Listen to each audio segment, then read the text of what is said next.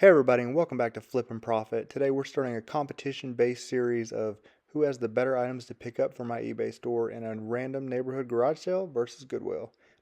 The winner today will be based off who brings home the most cumulative profit, so leave me a comment below whether you think it's to be Goodwill or garage sales. But without further ado, let's get right into this first sale. So one thing you can't miss is the 10 different dog beds laying over there to the left. Now these individuals supported a bulldog rescue, and I support rescues off and on for dogs as well. But these, having a bigger dog, those big beds cost about $30 to $40 even at a Marshall's. So picking those up for $1 to $2, to me, I'm not going to add it in the profit, but saves me around $38. So one thing I always recommend, anytime you see a bunch of keyboards, computers, dig through that box. This is actually a Logitech keyboard, which is a really good brand for gaming or computer stuff in general. Now you have to check the model number, be careful. Some of these models go for about 10 bucks and some of them can go for over 100 bucks. So once I took a look, this wasn't an expensive one, but I'll give you a sneak peek here a little bit later. In Goodwill, we're actually going to find one that goes for quite a bit of money, and I'll actually show you those comps there. But moving on, the thing I actually do pick up is going to be this printer right behind you. Now, I didn't do a great job filming it because I didn't actually see it until they pointed it out to me.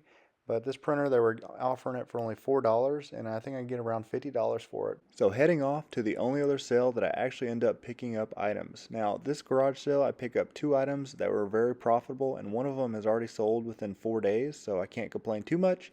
But y'all leave me a comment below. I just don't have a lot of success with neighborhood garage sales, so maybe I'm doing something wrong, but I'm not willing to give up on them yet just because, like I said, I do have sales like this where I may not pick up a bunch of things, but I'll pick up two very high profitable items, and sometimes they flip fast, and others I'll hold on to, but I still have confidence I'll be able to sell them.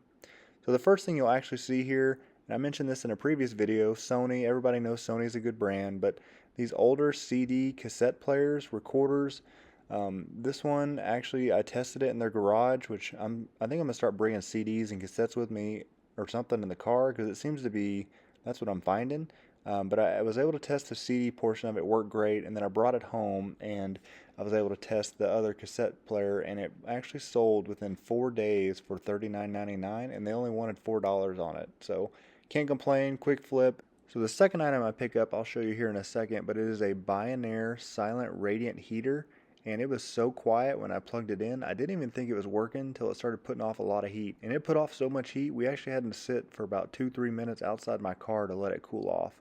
Now it does have a little bit of Sharpie on the front. I'll be able to get that off. But I was really surprised. It was only going for 10 bucks, but this thing goes for around $100 pretty easily. So heading over to Goodwill and right into the electronics section where I always like to start, the first thing my wife actually pointed out to me is a Keurig K-Cup Supreme coffee maker going for around $11 here at Goodwill.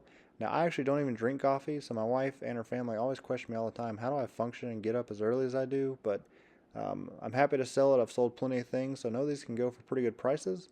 When I looked up the comps on this, they were going for around $45, so we went ahead and picked this up, even though it was a little less than the $50 rule that I usually go by. So just a few steps away from the Keurig here are two Logitech keyboards. Now, like I mentioned earlier in the video, you have to check the model, and then when you get these boxes like this, you have to see what is actually inside. You can see here, this is the K800 illuminated version, and this is the one I actually pick up, but Goodwill's selling it here for $10.50, and this one didn't even have the dongle or the mouse in it. It was just the straight up keyboard, but I had some batteries to test it. And I listed this thing on eBay and it sold within 2 hours for $70. So like I mentioned earlier, you have to scan these if you see them to give them a shot. So the last thing I saw in the electronics section, which I didn't actually even pick up, but I'm curious, leave me a comment below if you would have picked it up. It is a Brother 100 stitch sewing machine that you can see there's going for right around $11. And the first issue with it, there's not even a cord for it, so there's no way to test it. So I didn't even think about it, but my wife scanned it and showed me that there was one sold for parts only for $70. So might have been worth the pickup, but to me, I didn't want that big lugging thing in my house, so I passed. So I usually don't go down the framing aisle, but I actually saw another Logitech keyboard, so I had to take a right. And I wanted to just show y'all this so I can back up my statements here with a little bit of objective evidence. This is the MK235 version, and it actually had the mouse and the dongle in there, and you can see the keyboard is in really good shape. It turns on, but this one, brand new, are only going for around $20 based on the comps, so make sure you double check that model number. So the next item I actually left here because of what Goodwill did to the box, but this is a really cool find, a Lego Marvel set that is actually sealed. But you can see there they wrote in Sharpie 829 on the box. I don't know if I would have been able to get that out without damaging the box. Now, to me these look like the original seals, but let me know in the comments if you don't think this is the actual original seals. But based on the comps, this thing's going for around $30 to $35. So let me know if you would have picked it up or not. So one aisle I'm still definitely learning is the toy section, but from my experience, the bigger the toy, usually the more you're going to get out of it. So one thing you couldn't miss was this huge Brooder Mac cattle transportation truck. Now, when you look this thing over, it's in immaculate shape. It looks brand new. Obviously, I can't list it as brand new, but you can see here Goodwill's got it going for about $9. And the only comp I could find was this item was going for $120 brand new. So I think used, it had all the parts. I didn't do a great job showing you that, but I still think I'll be able to get plenty of money out of this thing. So I went ahead and put it in the cart. So moving over to the men's clothing, which is where I'm trying to specialize, and that's really just because I have a little bit lower return rate on men's clothing than I do with women's for whatever reason. But the first brand here, I actually mentioned it in my last video, but it's Carhartt, and this is a really good brand. Now the tag says it's a medium, so the size isn't great, but I actually checked the actual tag on the shirt, and you can see here it's an XL, so that is a lot better. But I think I'll be able to get around $20 for it. So this next shirt, I didn't actually even pick it up, but I did want to put it in the video just to show you how to lower your risk to make sure you don't make a bad buy. So in this case, this is the North Face, and it's a men's plaid short sleeve shirt. So I had an idea of what it should have went for, but when I looked up the comps, I was kind of surprised. These things you can see here at Goodwill are going for about $7.99, and it's a great size too, as a 2X. But the comps online that I could find, the one I'll show you has a stain on it that was only going for $10. But even ones that weren't going with stains were only going for around $15 on this specific shirt. So like I said, lower your risk, do the Google lens, and make sure you don't make a bad buy.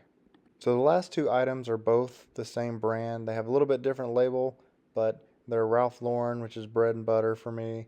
And it's a pretty good size on this one. It's a large, and you can see here Goodwill's got it going for $5.49, so a pretty good price point.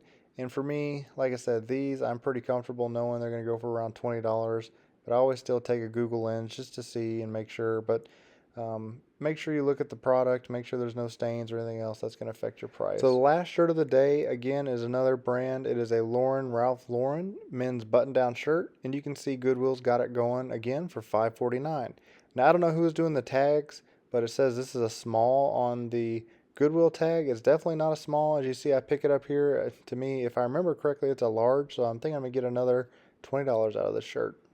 If you enjoyed this sourcing part of the video, make sure you leave a like below and subscribe so we can join this flipping family that we're growing. But looking at the results here, you can see the garage sale, while we only brought home 3 items, we're still projecting to make around $172 of profit, and then our ROI is way up there at 855%. Now Goodwill, like I said, we had a better day out there, found a lot more items, but you can see we just barely snuck out on garage sales by about $15 total of cumulative profit. And our ROI, while still very good, is only 282%. So based on the ruling earlier in the video, technically Goodwill took this one home with more cumulative profit, but it just kind of depends on what you're looking for. Me, as a part-time reseller, I'm happy to only get 3 items and get closer to 900% ROI. That way I don't have to store a bunch of stuff in my house. Whereas somebody that's trying to do this full-time, they might be more excited about, okay, hey, I had a better day because I brought home more items, right? And they're going to get more cumulative profit. So either way, y'all let me know who would you declare the winner, and good luck out there on your next sourcing trip.